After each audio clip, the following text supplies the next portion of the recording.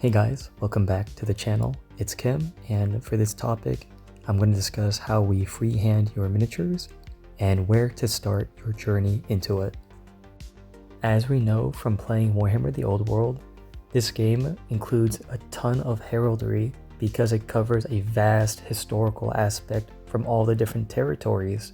And I do know that for many painters, it is very daunting when you see all this beautiful artwork that has all these crazy designs, and when you have a lot of people constantly showing off their freehands, it can feel demoralizing. And for this video, I want to cover 4 basic freehand designs I did for my Araby assassins. And I'm going to break this down in 3 tips. The first one is basic shapes, as that is the foundation for all types of freehand. And the second tip, we all have to start somewhere. I know a lot of people don't want to do it just because it's difficult, but if you never start, you'll never improve. So you have to overcome that obstacle. And the third tip, it's a new challenge. This hobby always pushes us to be more creative, whether it comes from playing the game itself at a competitive level, converting, sculpting, or painting. So you guys need all these essential tools to find something that you might enjoy in the hobby. And before we continue to the 4 tutorials, what am I talking about? What background do I have? So I'm going to showcase some of the freehand I've done this past year and a half. And mind you, most of this freehand is just self-taught through trial and error. So to start off with my moon banner, this banner was an attempt at copying something I saw in an old white dwarf, and I'm really proud of it. That goes the same for Kugath. You can see that demonic face was something I created on my own. So by practicing, I could start envisioning what I wanted to do next. But this also means you can get inspired by old work. The Tzeentch banner was a big stepping stone for me, as it's an iconic banner from a 6th edition of the Warriors of Chaos, and I took that challenge to attempt to copy it. Now it's not perfect, but I'm happy I made the attempt. And this applies to the same concept for this banner I made for my Araby. It's actually a Freemason symbol that I modified and made it my own. And the remaining freehands you're going to see cycling through, I just took that step forward and I had so much fun. Now, when I paint miniatures, I have to put some sort of freehand, and this really can be seen in my Araby army. Every little section I try adding a cute little freehand here and there, and you can see on these soldiers or these warriors, the freehand doesn't have to be complex. Just having a basic line or a shape can give the impression the model has some beautiful ornate design. And now we can dive straight to doing 4 basic freehand designs on these assassins. We're going to start off with a simple blue flower design on this guy. The paints we're going to need are Temple Guard blue and Beheroth blue from GW. So to start off, we're going to grab a pretty thin brush. I'm using an old GW brush, and we're going to simply start by putting a pretty decent sized dot and just follow along with the video. This will be the center of the flower, and this is Temple Guard blue. Once you have the center down, we can start adding some smaller lines straight out. I put 6 of them. And again, I'm trying to encourage you guys to start with basic shapes. So it's a dot and 6 lines.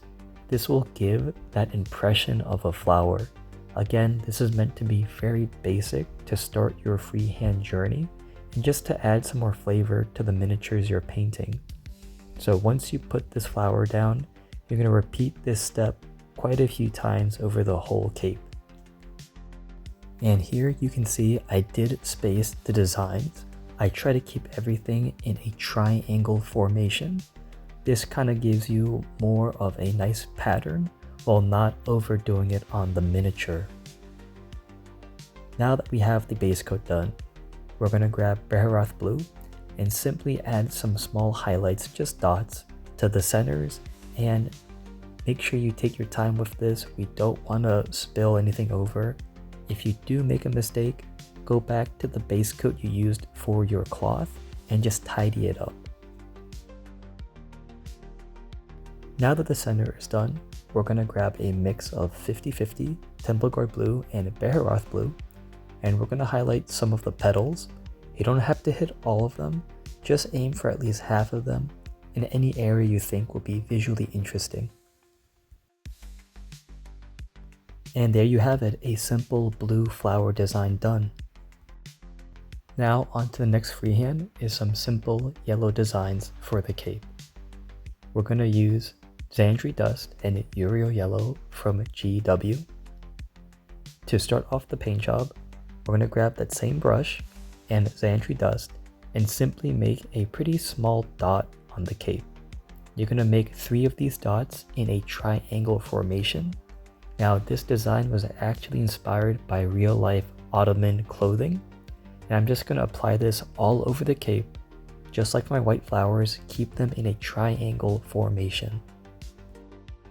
Once you have it done, this is what it looks like. Again, keeping everything in a triangle formation to get nice spacing. Now that we have the base coat done, we grab straight Uriel Yellow from GW and just add a dot in all the little bubbles. Again, if you make a mistake, you can go back to the previous color to tidy up, or the previous color of the cloth you are painting. Just take your time, and again, this is good brush control. And there you have it, again, a very nice and easy yellow pattern to try yourself.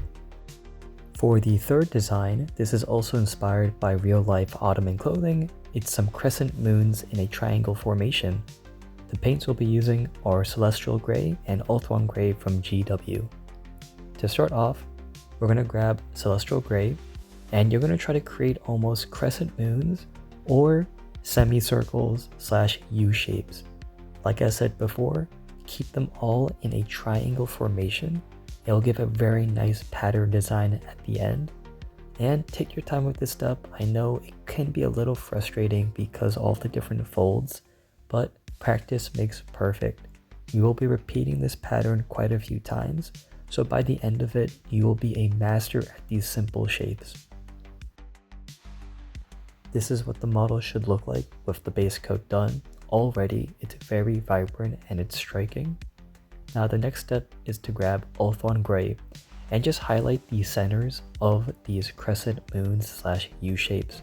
Again, you can see even on camera, some of mine are not perfectly shaped. It's okay, as these miniatures are for tabletop quality, and from a distance it shouldn't be too bad. But again, with freehand designs at this scale, we're not painting for a real competition, so we can get away with it. Once again, here is the design completed, really vibrant and very easy to achieve. And on to the last design, it is a white and red flower. The paints you'll need are Celestial Gray and Ulthuan Gray once again, and Mephiston Red and Evil Sun Scarlet. So to start off, we're going to use Mephiston Red to put a single red dot. I recommend you again paste these all in a triangle formation and do this step first. Once you have the red dot down, we're going to grab Celestial Gray from GW, and we're going to put 4 lines making almost like a cross or a T. These will serve as guidelines, as once we put these lines down, we're going to have to create that petal effect. Now that we have the lines down, we're going to grab the brush and create almost like small teardrops or another lines out of it. You're going to create a V or a U shape. Again, they don't have to be perfect because we will be creating many of these, but that initial line is a guideline of where the 2 petals should meet, and you can see this video is not sped up. You can do this fairly fast once you get the hang of it. Once you have that step done, you can see I did the pattern across the whole cape. We're going to grab Evil Sun Scarlet and just add dots to the center of the Mephiston Red. And there you have it. Very easy way to achieve a unique flower kind of design. Again, it doesn't have to be perfect, as our eye is kind of tricking us into what these designs should be at the end. And as always, grab your Oath 1 Gray and add just very small highlights to these U shapes. Once again, you don't have to hit all of them, just the point of the petals. And there you guys have it, a very basic introduction to freehand. I hope this video gave some insightful information and some tips. As always, I appreciate you guys a ton. If you did enjoy the video, please like, leave a comment to see how you felt, and share it. We'll see you guys in the next hobby video.